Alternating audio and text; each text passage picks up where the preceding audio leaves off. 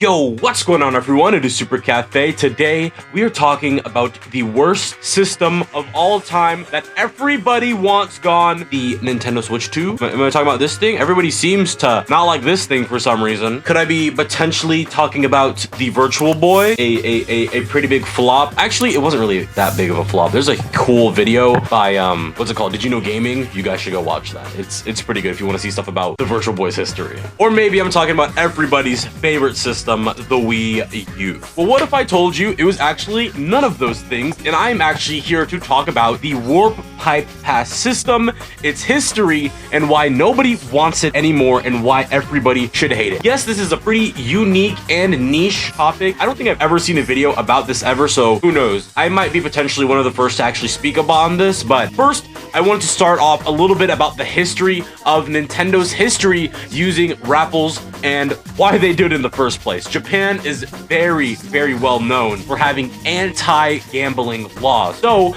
a way that they circumvent people wanting to get that kind of fix in that sort of way are raffles. Basically blind boxes or, you know, gacha systems pretty much for entertainment, because gambling is very, very illegal. You can't even have prize pools or pots for video games over there because it is technically considered gambling. But I wanted to talk about 3 instances with Nintendo using them, and then I'll get into the point of why we very much dislike these. The first time that I can find this, and I couldn't find every single instance because I know Game Freak also does this a lot too with events that they have going on. The information is just hard to find in general, but hopefully if this video is pretty good and people want me to talk about this a little bit more, I will very much do so. It seems that they did this actually for the Super Famicom, because this system isn't really something that they do in America, but it kind of has transferred over here a little bit, but I will get to that in a moment. Basically, the Super Famicom was a smash hit system, and since, you know, of course, units were running out quickly, kind of like how they are with the Nintendo Switch 2, they decided, hey, we're gonna have to do some raffles in order to get all of these systems out, because we want to make sure that, like, the people who want them can get them, but they also didn't want people to, of course, scalp them, raise the price of them, price hikes, all this other stuff. People who like to hoard as well too. This has happened all throughout, like, gaming history, and it sucked, even all the way back to 1990, which is absolutely insane. We did see this happen again, of course, with the Nintendo Museum when that was happening in October of 2024. I did make a couple of videos about that as well too. They had like 3 months to like be put in a raffle, and then you had like a singular week if you were selected in order to actually purchase them, and you know, which is absolutely terrible, especially for somebody who has a job, somebody who likes to plan or needs to plan a week in advance for these kinds of things. Very, very unlucky indeed, especially if you're somebody who likes to prepare stuff, buy hotels, maybe rent a car, all of these other things, maybe plan stuff around the event that you would actually like to go to ahead of time, which is a very big problem, which of course, like I said already, the main thing about this system is that it sucks if you are a genuine fan of Nintendo and you like to collect, enjoy, and actually use the things that you buy. We do it pretty differently over here. We like to just basically be like, hey, it's basically a free-for-all. We're gonna set a time for all of these, like maybe tickets for events to go live, and if you get them, you get them. If you don't get them, you don't get them. But some places are a little bit different, where they just want you to be there physically in person if you really want said items really, really badly, which is what I like to do personally, because like if you're really passionate about getting something, then like, yeah, you're gonna camp out for as long as possible if it means you can guarantee you getting whatever system, console, or piece of merchandise that you really, really want.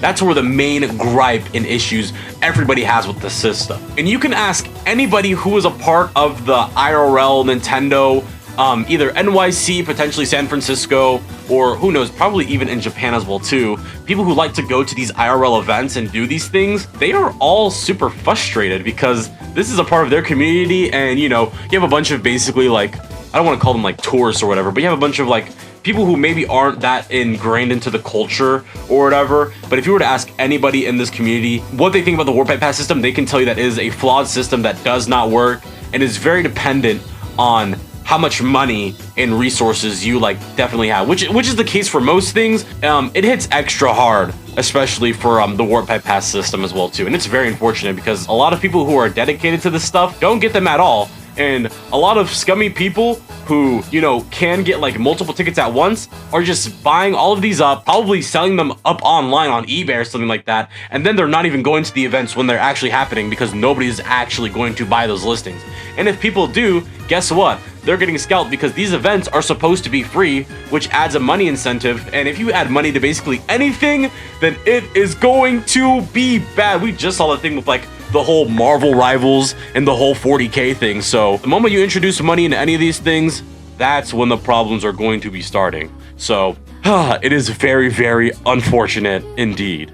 Well, what would be the solution then, you might be asking me, if Nintendo's doing this system because of their laws and regulations? And to be honest with you, I really don't know what the answer actually is. I wish I could tell you, but I really couldn't. It's just a really unfortunate circumstance. What a lot of people, I was talking to somebody who is in the Nintendo NYC community who does go to a lot of these IRL events and whatnot, and they told me basically maybe you could keep the Warp Pipe Pass system or something very similar to it, but just have people like physically be there either a day before or a week before, just to know that like people are actually going to show up before these events actually happen. And I do want to hear a lot of people's thoughts and comments down below about a system that could potentially work. I don't know if there's any other companies out there. This could be for literally anything, music, you know, any other niche stuff as well too, or maybe even like Sony, maybe Microsoft, maybe they have systems for stuff like this. I don't know if they do stuff like this. I just say get rid of the system entirely and just have people show up physically who really want it that badly, because they have done that before. And yeah, I really don't want them to rely on like lotteries and a lot of RNG stuff when it comes to people who are like willing to put in the time and effort to actually like plan all of these things out in advance.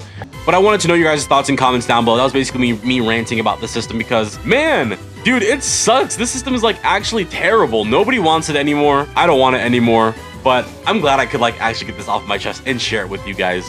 Finally, there's more Nintendo stuff that I have to complain about. I've been glazing Nintendo a little bit too much. I will be honest. So you know what? It's time for me to like speak the truth a little bit more, because I never lie. Just to be clear, I don't lie. When I make these videos, you know, these are like all of my opinions and my opinions alone, but still, we gotta expose Nintendo a little bit, and you know, that's how we're gonna get change. If this video like blew up out of nowhere, Nintendo's like, hey, should we like change this because like the people are like very unhappy about it, and like this part of the community is like high-key dying. Just enjoy this video. Please leave a like. If you didn't, don't leave a like. Hit that hype button, please. If I could do anything. I don't have a job right now, so I'm just basically making YouTube videos like full time. So if you guys want to help a Nintendo YouTuber out, then come on, man. I'm right here. Please. I can make it. I'm a good person. I have cool morals and values, I'm pretty sure. So I don't know if that's gonna help at all. I'm very tired, if you guys cannot tell. But hey, grind is starting again. Don't even worry about it, guys. All right. This has been Super Cafe, and I will see you boys in the next one. Peace out.